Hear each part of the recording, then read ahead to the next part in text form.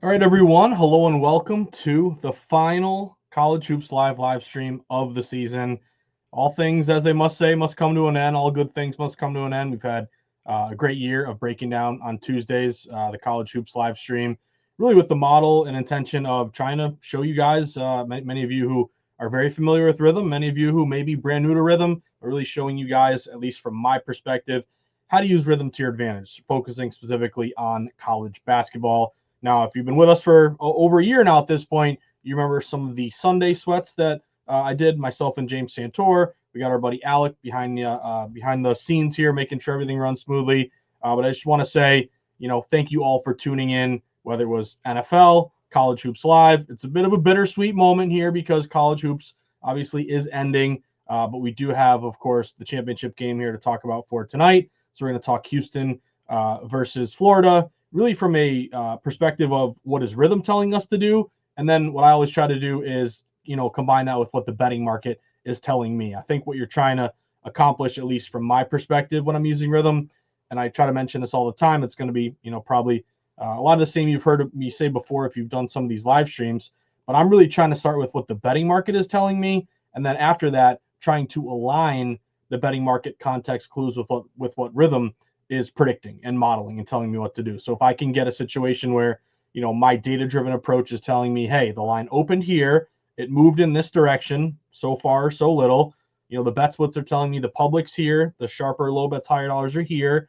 I have my system matches. And then lastly, of course, rhythm is telling me, hey, I agree with you, Josh. This is a model we have based on an AI model edge. Or sometimes you break down a game, you feel like you got a really sharp bet based on your specific handicapping style or approach, but then you look up at rhythm. Maybe rhythm is telling you no. We actually have a recommendation on the opposite side, or maybe we have kind of a negligible recommendation where there isn't much of an edge between obviously what the odds makers are offering, what rhythm is predicting. But there are situations, of course, where the alignment is there, and to me, that's what I get most excited about when I am getting down on a game. I have my model approach based on what the market is telling me. It's telling me, hey, take team A. And then when I pop open rhythm, it says, hey, yeah, team A is the play because we still have an edge based upon, again, the discrepancy between the market and what rhythm is predicting. So I'm going to give it just one more second here, guys. Let everyone fill in as this is the final live stream for college basketball this season. And again, I'm starting to see some familiar faces and people we've sweat games before with. So it's great to see everybody.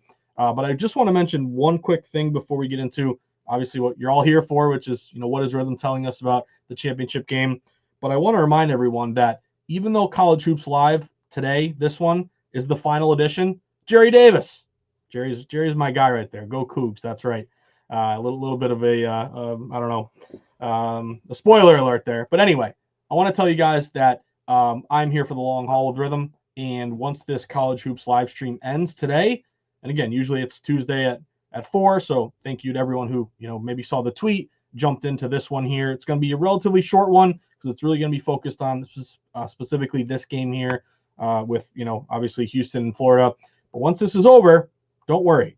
Starting next week, I'm still going to be doing a live stream. It's going to be called, I got to double check with Alec, our producer, but something along the lines of the Rhythm Lab with Josh Appelbaum. So we'll hit on mostly Major League Baseball. I'm a huge MLB guy. MLB is now live in the Rhythm app, which is fantastic. But I think we're going to hit on pretty much everything. Like if there's a good model for the NBA as we get closer to the playoffs, or there is a good, NBA player prop that we can take advantage of. Before you know it, we're going to have WNBA returning here, not that far off. So don't fret if you enjoy the live streams, and hope that you do. This is the last one for College Hoops, but it's not the last one overall for me. It'll just switch to the basically the Rhythm Lab with Josh Appelbaum. So you can again look forward to that starting next week. So I'm excited, Jerry. Yeah, we got to keep this thing going. We got some. We're working with some gasoline here, so we're gonna keep riding this thing till the wheels fall off. Anyway, let's start talking about the game here for tonight. Obviously, we know the Final Four was super chalky. You did have one upset with Houston plus 5.5. If you got that good number, I mentioned that on the stream last week, but that actually closed 5.5. I was somewhat surprised that Houston won the game outright, but that was a great Rhythm edge there where Rhythm had that game. I forget what the number was. I think it was closer to like 2 or 3. So Rhythm helped us with that Houston pick. Obviously, they win the game outright. I was joking with my buddy Alec, who, like me, is a big White Lotus fan. So those of you who have not seen White Lotus on HBO, it is just awesome. I am not ashamed to admit that I love that show, but there was a great photo that went viral of the dad on the show who went to Duke. He had a gun to his head with a Duke shirt, and apparently Alec told me that Duke isn't too happy about that. But anyway, you had Houston win and win that game outright. There was some, and that was a perfect example to me of the betting market and rhythm kind of being in unison, where if you remember that breakdown, everyone was playing Duke. They were getting around 70% of spread bets. They opened -4.5. This is also the importance of not betting a game too early, but letting the dust settle, letting the whole movement, the metamorphosis of a line kind of take shape, because that was Duke opener -4.5. They got up to 5.5. So if you looked early in the week, it was like, oh, Duke's getting steamed. But always pay attention to late movement, because if you remember going into that Saturday Final Four game, you had Houston plus 5.5. And then within an hour before the tip-off, it got down to 5 and even 4.5. So all the late movement was breaking back toward Houston. So that told me Houston was the value play. Like, Ken Palm, I believe, had Duke winning by 2, which was a really good edge there with Houston anyway. I love it when Ken Palm, the market, and rhythm, the three, forces combined there to tell me I have a good value play. But obviously, the market with the edge of the analytics was on Houston. They come through. The other game, I played Auburn plus 2.5. That was extremely frustrating because felt like I got a good number. Everyone and their mother was on Florida. The line stayed 2.5, but it even got juiced up toward the Auburn side. A lot of books ended up, being juiced and even falling toward 2. Obviously, Auburn, had the lead there at halftime. I think they're up by 9. My wife and I, we wanted to get something to eat, and she's like, let's just go to Chipotle. I'm like, can we do something quick just so I can get food and come back and not miss too much time? So we ran out to Chipotle. Auburn was up by 9. By the time we come back home, the game's tied. Before I know it, obviously, they lose there at the end and don't cover the numbers. So I don't know how the Final Four, worked out for you guys. I know there was a sharp play on that under with the Auburn Florida game, which did come through. So rhythm was helpful there. But either way, it's been a ridiculously just chalky tournament. Like, I got the numbers for you guys, updated stats here. If Florida ends up winning this game here tonight, it'll set the record for the most straight up wins by the favorite in the NCAA tournament. Remember, the NCAA tournament expanded to the current field of 64 plus back in 1985. I was born in 87. I'm 37 years old. I'm old now. This was even before I was born. But since that time, the most wins ever straight up by favorites, and again, March Madness, the whole point is it's madness. There's upsets. There's unpredictable things that happen. It doesn't feel that madnessy when you have all these chalk favorites winning, but that's what's happened so far. We also went through, if you're like me and a data-driven contrarian bettor, a very frustrating NFL season where you had favorites perform very, very well. So favorites doing well, that means the public's doing well, because the public tends to want to back the better team, the favorite, the safer play. Obviously, the books don't do very well in that situation, but that's kind of the exception, not always the rule. But Madness faves, right now they are tied. Back in 2007, they are now 51-14, and if Florida wins tonight, that will be a 52-14. That'll set the all-time record for most straight-up wins by favorites in the NCAA tournament. Jerry Davis, give Florida credit, but Auburn +3 still feels right the right play. Yeah, you got a good number there, Jerry. And again, it felt like they were in command. And I don't know what it is about Florida, man. They just turn it on. Walter Clayton Jr., that guy's ridiculous. I saw some comparisons to the Kemba Walker year with UConn, and it's kind of crazy. I think he started at Iona, which is crazy. He didn't get any bigger offers than that. But side note, it's been a very chalky NCAA tournament. So I think a lot of bettors going into this game tonight are not doing hours of research. They're not looking at AI analytics. They're not looking at rhythm to their detriment. They're saying it's been all favorites. Who's the favorite tonight? Favorite tonight is Florida. Again, that's a 2-second handicap. Ride this chalk streak. Play Florida. Now, if you want to play Florida to win the game straight up, it's a very, very short price right now. I think you're looking at around -115. That's kind of what I would call a lazy handicap, and again, as a sports bettor, you're free to do whatever you want. You feel like chalk's crushing it, Florida's the better team, play Florida, that's all the power to you. I would just try to say, when you're going into a game, don't bet on a particular side or total just because one thing's happening a lot. Like this kind of goes into the thought of gambler's fallacy and teams being due and just riding the hot hand. You got to think the books have taken a hit in the NCAA tournament. This has not been a big moneymaker for the sports books because you have all these favorites winning and covering. So if Florida wins again, and we'll get into all the stats right now, but they are getting across the market around 70% of spread bets at DraftKings, that's going to be another hit for the sports book. I think you want to take every game as hard as it is. Again, favorites are crushing it. Play the favorite. Florida may win and cover, and it might be as simple as that. But I feel, and not a feeling, but from a data-driven standpoint, I always try to stay true to the numbers because I remember when I wasn't a data-driven bettor, when I was new to sports betting, when I would, bet games with my gut instinct, my bias, my favoritism. I can tell you I didn't win very much, but I love betting, and I knew that if I wanted to continue betting, I had to lose less and win more. And that's when I discovered staying true to the market and what the market is telling you. Will every market move win? Will every contrarian play win? Of course not. Sports betting is really hard. It's really unpredictable. Remember, the magic number is 52.38%. That's the break-even point, assuming standard minus 110 juice. So anything 53% or more, if we can hover around 53, 54%, we're doing very well as sports bettors. Long story short, I wouldn't play Florida just because chalk favorites are doing well. I think if you're going into this game, you want to approach it on the merits of this particular matchup. Try to block out what's happened before, try to block out the future, look at what is going on with this game from a betting market perspective and from where Rhythm is recommending we go with this one. So let's set the stage for this game, kind of give a background for both these teams in this matchup. I always want to start, of course, with what the betting market is telling me because that's my niche. I'm a data-driven bettor. I know the stock market is volatile right now with tariffs and everything and the Dow and everything's down. But I try to think of myself as someone who monitors the stock market, a Wall Street trader. I'm trying to look at trend lines. I'm trying to look at where the smart money is going. I'm trying to anticipate things and get good numbers before they move. I'm trying to, again, buy low, sell high. You hear that all the time. It's cliche, but it's true because you're always looking at value. The name of the game of sports betting is getting the right number and finding value or an edge advantage over the sports book. So with all that being said, let's talk about the game here tonight. 8:50 tip-off, so it's a late night sweat. It's going to be the most heavily bet game of the college basketball season. Both teams come in as 1 seeds. We all know it's been a chalky postseason. All number ones are in the Final Four.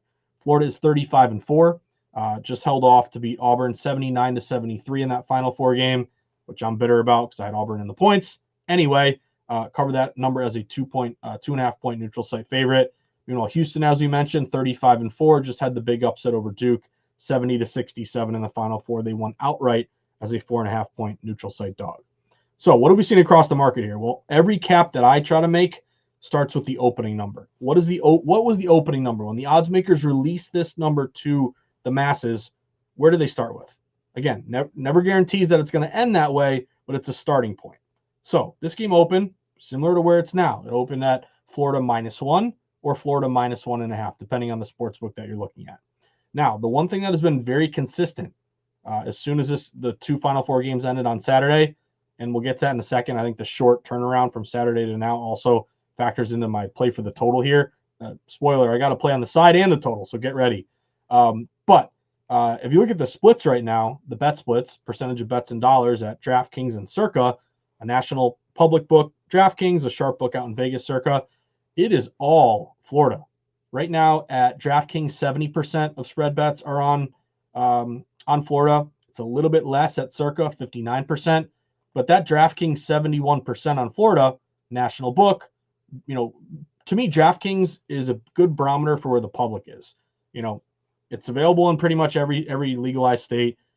There's a lot of publicity. You get hammered with a lot of the commercials and everything. DraftKings and FanDuel are your 2 biggest public books.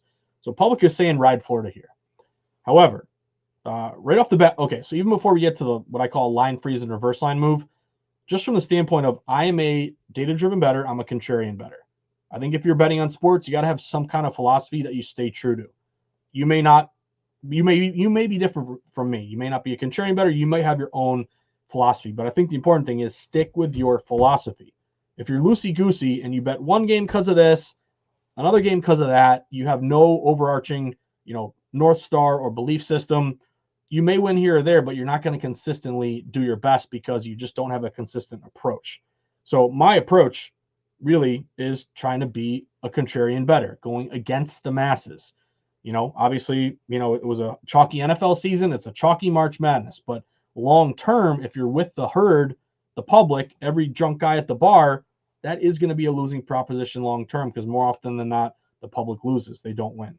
So just from the standpoint of 71% of bets on Florida at DraftKings, I automatically, before we even talk line movement, like Houston in this spot.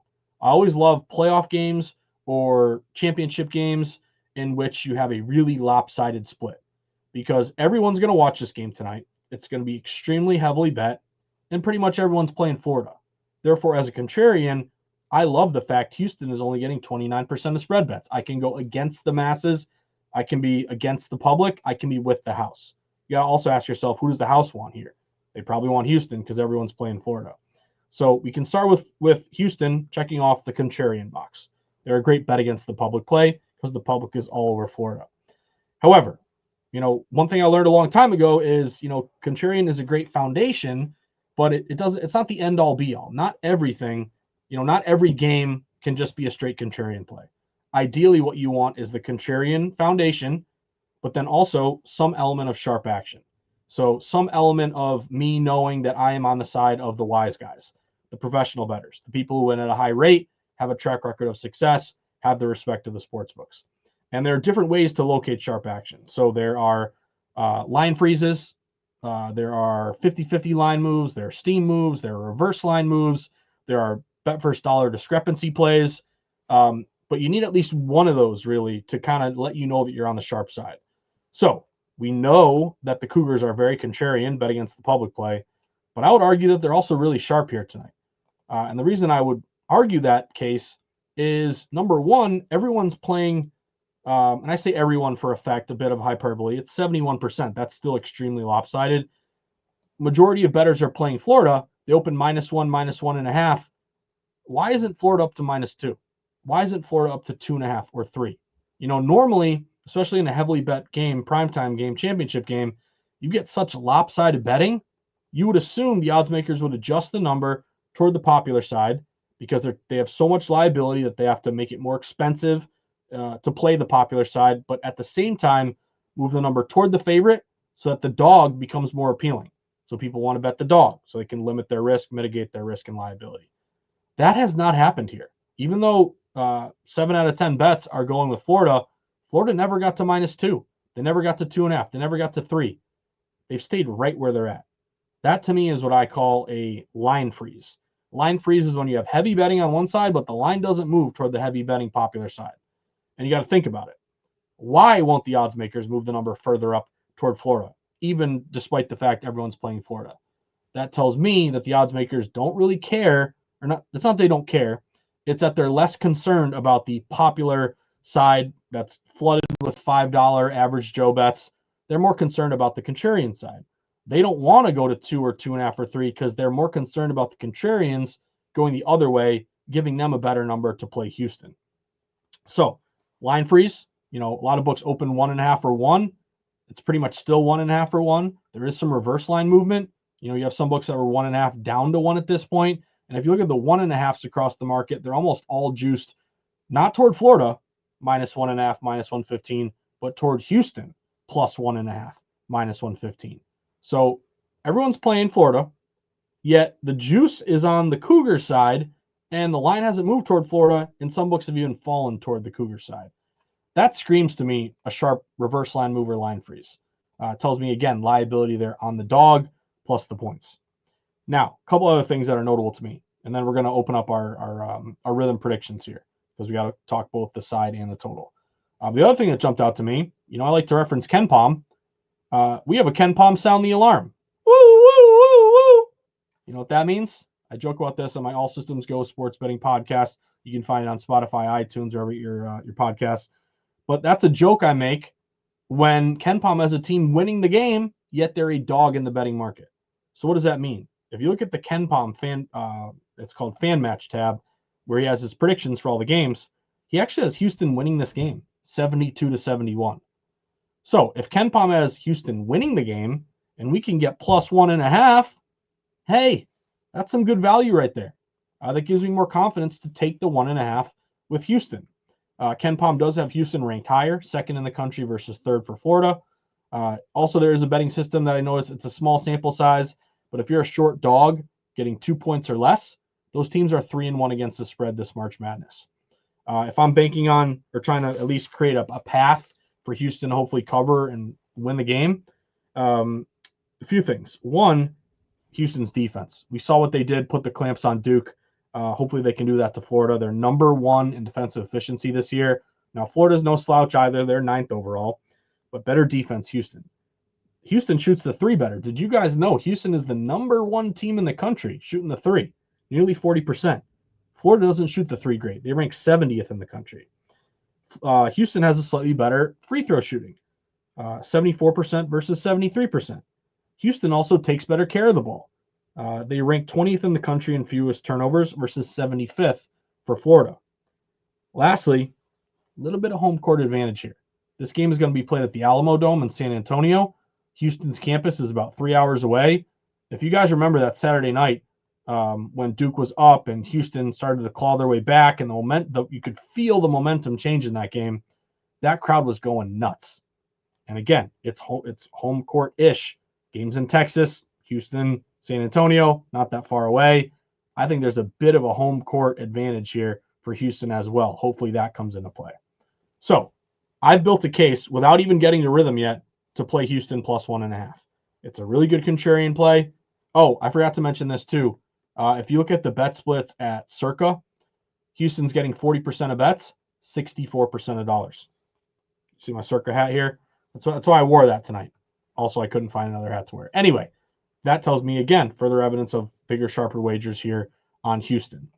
So we built the case, contrarian, line freeze, liability, based on the juiced up Cougar side. KenPom has a win here by Houston. They got a bunch of stat advantages. We got some home court. I'm playing the +1.5. Jerry Davis, Florida turnovers is the reason I like Houston, or the selling point of fuel. Yeah, I'm right there with you. Florida's great, but have they played a junkyard dog defensive tough team like Houston? I don't think they have. And you saw what Houston did, obviously, to Duke. So based on my market approach, I'm looking at Houston in the points. So here's my routine. I look at the market, I figure out where I want to go, and then I go to my friends at Rhythm. So we go here. Let's go to games at the bottom. We'll go to all games. Obviously, there's only one here now.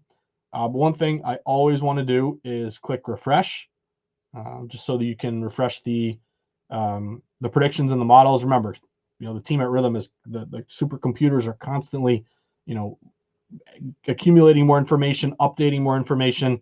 So I always want to click refresh, make sure that you're updated. So we are updated here. And then looky. I got 3 models. Reminder, you can follow just the great Rhythm AI model that they'll give to you, or you can create your own based on whatever factors are important to you. Looky here on the spread, 2 out of 3 on Florida.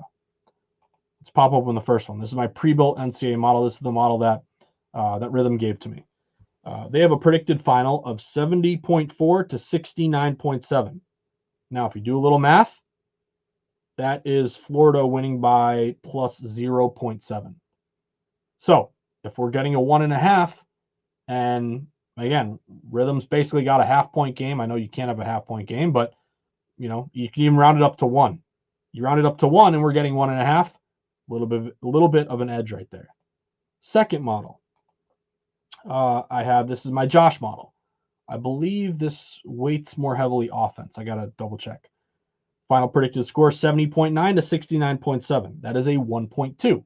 So not a huge edge, but we're getting 1.5. Rhythm is telling me it's about 1.2.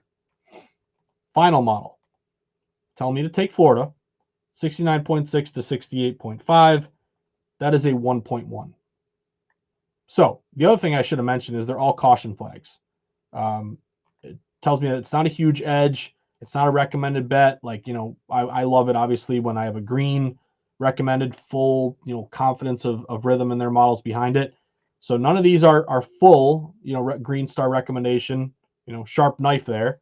But 2 of the 3 are on Houston, and all of them are basically a point. 0.7, 1.2, 1.1. So does the rhythm predictions here, like, I guess put it this way, like, am I feeling more confident in playing Houston based on the betting market or based on rhythm? I would argue I'm more confident based on the betting market because I'm super contrarian, elements of sharp action, Ken Palm. Here, you're getting 1.5, and we got like a 0.7, 1.2, 1.1. That's not a huge edge. Like we've done these live streams where, we like a full 2 points or more of an edge. There are situations where, the dog is plus 10, rhythm says they should be plus 7. So there are bigger edges, but the way I use rhythm is it's a cherry on top. Nothing here is turning me off of Houston. Let me put it that way.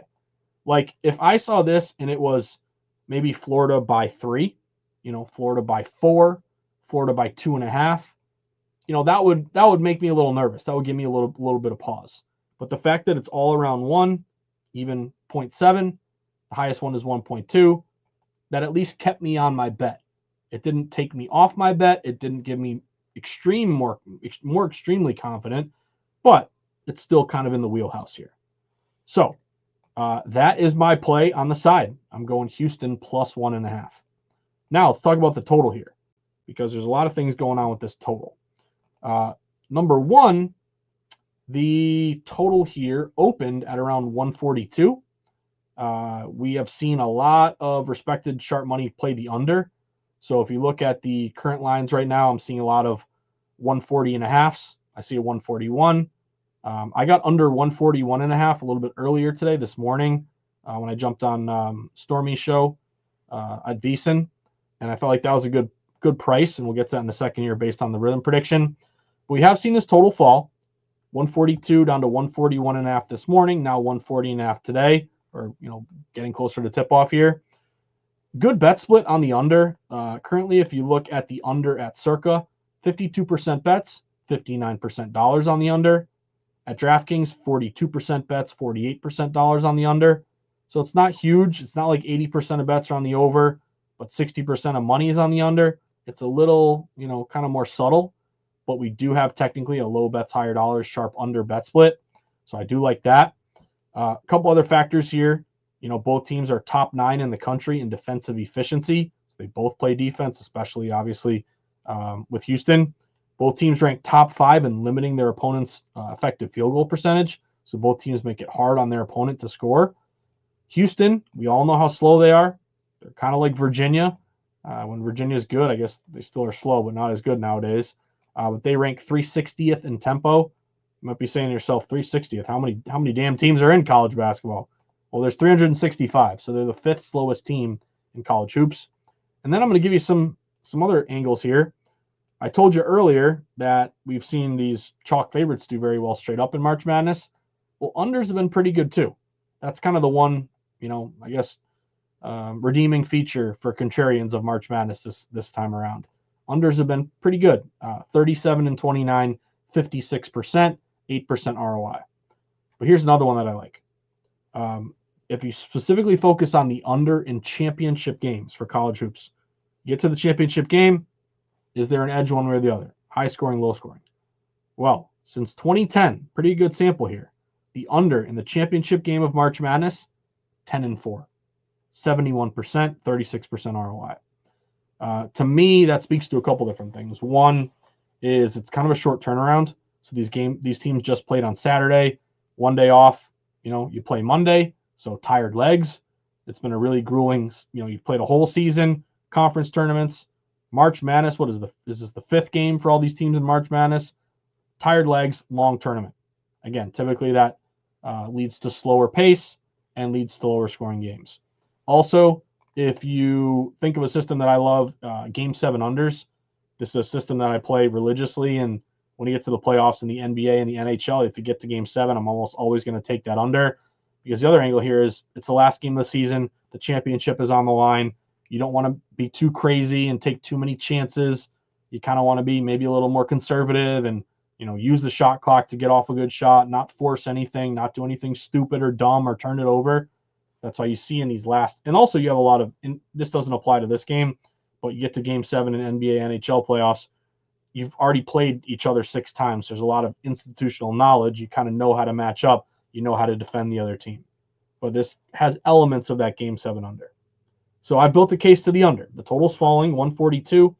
Let me just give you the updated number here because I want to just make sure I have the current price. So right now, with Houston, you still have plus 1.5 at a lot of shops, but there are some ones. Total right now is 140.5 at minus 110. So your standard minus 110 juice. Anyway, built a case to the under. Total's dropping. It's dropped throughout the day.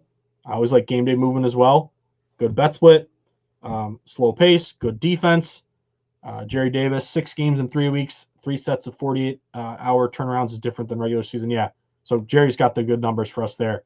Just goes to show how much basketball these teams have been playing, in particular last 3 weeks, but you extrapolate that to, all the wear and tear throughout the regular season too. So Jerry's spot on there. But built the case for the under. Now let's go to Rhythm, see what Rhythm's got. We'll go to our total. And wouldn't you know it, I could kiss Rhythm. All under 140.5. 2 of them are caution, but this is the nice green recommended play here. So let's go one by one. This one is my pre-built model. If you added these numbers up, that's 140.1. So technically, by the skin of your teeth, you'd cash the under 140.5. Under 140.5. This one is 140.6. Not great. You're kind of right there on the number, but this is the one that I love. First off, sharp under. This is not if you go to the one before it, this is no edge, sharp under. I love these icons that Rhythm gives us. Makes it easy to decipher. Unders aren't always fun, but they're profitable. You're getting good value backing the sharp side of this bet based on your model. So this tells me that it's a recommended play.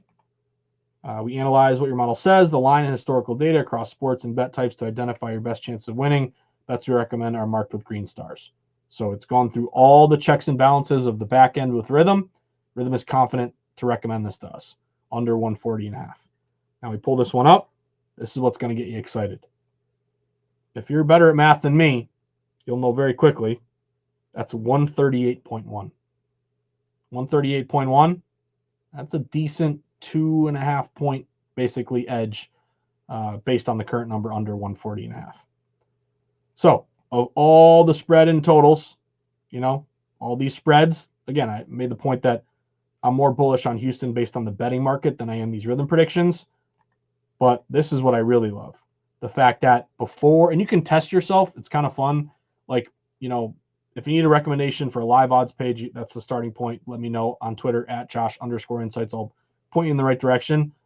But you can test yourself by don't open Rhythm yet. Look at the market first and then get to Rhythm and see if Rhythm backs you up. Because if you've capped it, quote unquote, correctly, I'm not talking about the outcome of the bet winning. I'm talking about looking and understanding the factors at play and then coming to a conclusion of where's the sharper side. You can do your research and then you can kind of see if it's backed up by the high level AI analytics. So I like the fact that, I saw the 142 get down to 141.5. I pounced on it. It's down to 140.5. Even though it's fallen a little bit off the opener now, Rhythm is still telling me a recommended sharp play is to take this under. So I'm riding dirty tonight, boys and girls. I got the under 141.5. Again, 140.5 is your current price. And then we also have, or I'm playing at least, Houston plus 1.5. Now I know Jerry Davis is with me with Houston. But what are the other people in the chat on? Anyone like Florida tonight? Anyone playing Houston to win outright on the money line? Anyone playing the total? We're in the tree of trust here. You can tell me anything you want. Maybe you have a different model here. But based on the betting market and my Rhythm models, I'm going with the dog and the under. Those are the plays here for me for tonight. So that about does it for the College Hoops live stream, the last one of the year. Can you believe it? But as I mentioned before, don't worry. Starting next week, we will have the show rebranded. It'll still be Tuesdays at 4. It'll be the Rhythm Lab with Josh Appelbaum. And I'm very excited because we can probably focus mostly on baseball. I'm a huge baseball bettor. but we will have other sports we can talk about and get down on. So I'm, again, looking forward to that. But I want to thank everyone for tuning in, especially Jerry Davis. Jerry was the gold star student of this live stream, came locked and loaded with some great stats. So I appreciate you, Jerry. Good luck tonight. But I want to wish everyone the best of luck. Thank you all for tuning in throughout the season. It meant a lot to host this. I'm very proud and honored to host this live stream and be a part of Rhythm. If you want to learn anything more about data-driven betting, I did write a book called The Everything Guide to Sports Betting. I have a new book coming out called The NFL Sharp Betting Playbook. You can check them out on Amazon. You can also check out my daily podcast, the All Systems Go Sports Betting Pod, which is powered by Rhythm. And of course, I'll leave you guys with a little bit of homework, as I always do. I know you've already downloaded Rhythm, so I don't have to ask you about that. But can you find one person in your life that can download Rhythm? Your dad, your son, your cousin, your mom, your aunt, your colleague, your coworker. Find one person to go to the App Store and download Rhythm, and make sure you also give it a 5-star review. You can see the QR code that way if you just want to scan it. But we got to do our part to bring Rhythm to the masses, because Rhythm is fantastic. We got to make sure we're reaching people and helping them win. So tell a friend, tell a colleague, tell somebody about Rhythm. Make sure they download it, give it 5 stars. And I wish you guys all the best of luck. Enjoy the championship game tonight. You know where I am, what I'll be rooting for tonight. But I hope you guys had a great college year. Hope you found the live streams to be insightful and helpful, hopefully. And, next time I see you will be next Tuesday, which is Tuesday the 15th. And again, it'll be a Rhythm Lab with Josh Appelbaum. So good luck, everyone. Have a great night. Enjoy the championship game. I will see you guys soon. Take care.